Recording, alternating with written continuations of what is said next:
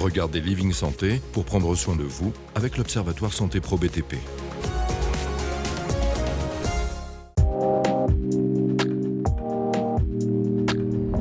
Dyslexie, dyscalculie, dyspraxie, on en entend de plus en plus parler, mais c'est quoi exactement les troubles 10 ? Bienvenue dans Living Santé.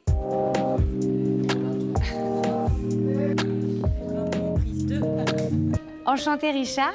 Bonjour Justine. Merci d'être avec nous. Est-ce que tu pourrais nous expliquer ce qu'est un trouble 10 ? En fait, c'est un enfant qui est au début de ses apprentissages et qui a des difficultés dans ses apprentissages. Donc, c'est des enfants qui ont des difficultés à lire, des difficultés à écrire, des difficultés pour compter. Donc, tous ces mots, en fait, dyslexie, dysorthographie, dyscalculie, dysgraphie, c'est des choses finalement assez simples que vivent beaucoup d'enfants, 5% d'entre eux, et qui entraînent beaucoup de souffrance. On entend souvent parler aujourd'hui des TDAH. Est-ce que c'est la même chose ou deux choses différentes ? Alors, les TDAH, c'est troubles de l'attention avec hyperactivité. On a du mal à se concentrer. Et donc, bien évidemment, ça va venir impacter ta manière d'apprendre. Mais en soi, c'est pas toujours la même chose. C'est souvent associé, mais c'est pas recouvrant. Finalement, un enfant peut avoir à la fois des troubles de l'apprentissage et des troubles de l'attention, tout comme il peut avoir un seul des deux. Exactement. Mais la résultante, c'est qu'effectivement, les apprentissages ne vont pas être parfaits. Donc on dit troubles spécifiques des apprentissages lorsque ça touche uniquement la lecture ou uniquement l'orthographe ou l'acquisition de l'écriture.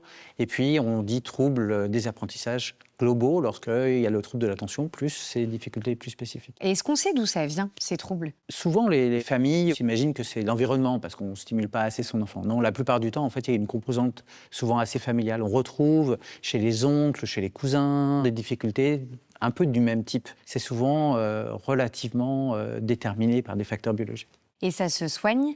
Alors, ça s'accompagne surtout. Oui. On ne va pas faire disparaître le trouble, mais par contre, on va pouvoir accompagner l'enfant et il peut avoir un parcours scolaire qui va être comme celui des autres. Oui, il suffit en fait d'essayer de le comprendre et de mettre en place des choses pour lui permettre de prendre d'autres chemins. Exactement. L'objectif, c'est pas de se confronter à une difficulté, mais c'est d'essayer de contourner cette difficulté et de valoriser toutes les autres aussi compétences de l'enfant. Ça paraît hyper naturel quand on fait des activités sportives, on va plutôt choisir ses forces pour essayer d'être le meilleur dans son activité sportive. Mais là, c'est la même chose. Quelles sont mes forces ? Où est-ce que je vais réussir ? Et c'est ça qu'on veut accompagner. Qui peut repérer ces troubles du coup ? Alors bien évidemment, c'est un problème d'apprentissage, donc c'est souvent à l'école. Mais en réalité, c'est souvent les parents qui sont les premiers à comprendre les difficultés de leur enfant. C'est ce contraste entre les résultats scolaires et l'impression qu'a le parent que son enfant il a tout pour réussir. Et alors, quels sont les signes qui peuvent alerter de ces troubles de l'apprentissage ? Il faut chasser l'idée que son enfant il est fainéant, qu'il n'est pas motivé, que sa fille, c'est normal, elle n'est pas bonne en maths, mais toutes les filles ne sont pas bonnes en maths. Voilà, il faut sortir de ces clichés et se dire non, mais en fait, mon enfant a des bonnes compétences et je ne comprends pas pourquoi il a du mal à apprendre la lecture. Il n'arrive pas à faire les calculs alors qu'on passe des heures à faire les tables. Voilà, c'est toutes ces choses-là qui nous disent il se passe quelque chose, je dois demander de l'aide, je dois aller voir un professionnel pour comprendre ce qui se passe. Et en fonction de si l'enfant est en maternelle ou en primaire, est-ce qu'il y a des signes un peu différents ? Oui, lorsqu'on commence en CP, que le programme va très vite, là, on commence à avoir des difficultés. Mais ces difficultés, parfois, surtout chez des enfants qui ont des bonnes compétences d'adaptation, on va voir qu'en fait, ces difficultés, elles vont être peu présentes au CP. Et puis, la difficulté scolaire monte. Et donc, tu arrives en CM2, en 6e, où le langage devient plus complexe. Et là, tu t'aperçois qu'en fait, il sait lire, mais il ne comprend pas très bien ce qu'il est capable de lire. Et puis d'autres, ça va être beaucoup plus tard. Ça va être vers la seconde. Donc, le trouble des apprentissages, certes, on le perçoit en CP, pour la plupart des enfants, mais on peut le voir aussi plus tardivement. Quand on est parent et qu'on sent qu'il y a quelque chose qui ne va pas, mais qu'on ne sait pas vraiment comment aider notre enfant, par quoi est-ce qu'on commence ? On commence par motiver son enfant, lui dire qu'il a tout un tas de ressources pour réussir. On ne doit pas le culpabiliser. On ne doit pas lui dire « mais t'es nul, tu sais pas lire, tu t'investis pas assez ». Non, au contraire. Dire « voilà, t'as des difficultés, on va les accompagner ». Oui, c'est ça. En fait, au début, il n'y a pas besoin d'être prof ou d'être orthophoniste. On est vraiment le premier soutien de son enfant. Alors, on est le premier soutien. Au bout d'un moment, cette stratégie va être limitée. On a besoin ensuite de spécialistes qui vont pouvoir vous guider. Mais vous avez plein de choses à faire à la maison, en particulier travailler le langage oral, par exemple. Si votre enfant adore la musique, vous allez écouter des chansons. Et puis, ensuite, après avoir écouté des chansons, vous allez lire les chansons. Et vous allez décrypter progressivement le langage. Et donc, en fait, vous passez d'une situation qui est très laborieuse à une situation où il y a du plaisir. Et donc, on va pouvoir progresser en faisant des choses simples à la maison.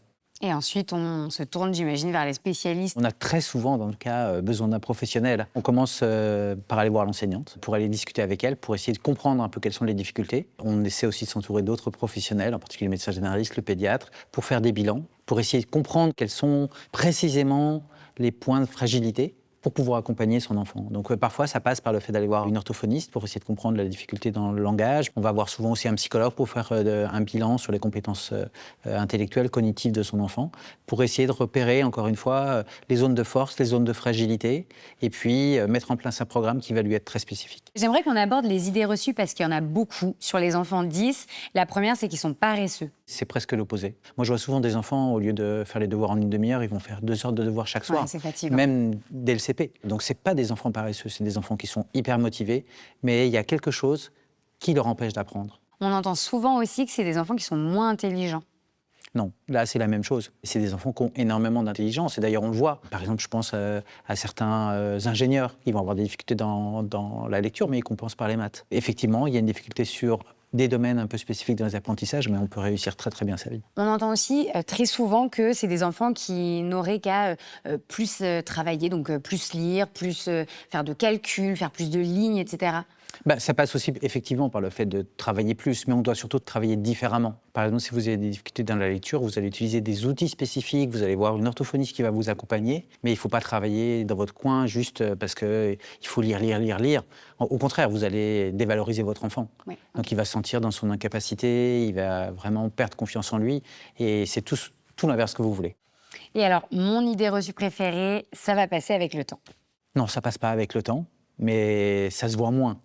Donc, quand vous devenez adulte, vous allez avoir choisi un parcours, vous allez avoir développé des stratégies. Et c'est vrai qu'il y a plus de liberté parfois quand on est adulte. Vous allez utiliser des outils qui vont vous permettre de faire des lectures automatiques, vous allez écouter des choses en audio. Si par exemple, vous avez des grosses difficultés pour le calcul, vous avez de la chance, vous avez des outils pour vous aider à calculer. Oui, c'est ça. En fait, on adapte tout autour pour en tirer finalement des forces et des avantages. Exactement. Donc finalement, un enfant qui a un trouble de l'apprentissage, il peut quand même réussir dans la vie. Oui, encore une fois, il ne s'agit pas de réparer un enfant, il s'agit de lui révéler toutes ses forces. Et donc, il va devenir un grand artiste, il peut devenir un spécialiste du bâtiment, il peut devenir un grand ingénieur. C'est ça le message. En tout cas, il faut être très optimiste, accompagner son enfant, le motiver, et la réussite sera au rendez-vous. Puis finalement, c'est des enfants différents, et être différent, c'est vraiment chouette. Tout à fait. Merci beaucoup, Richard. Vous avez pris soin de votre santé avec l'Observatoire Santé Pro BTP en regardant Living Santé.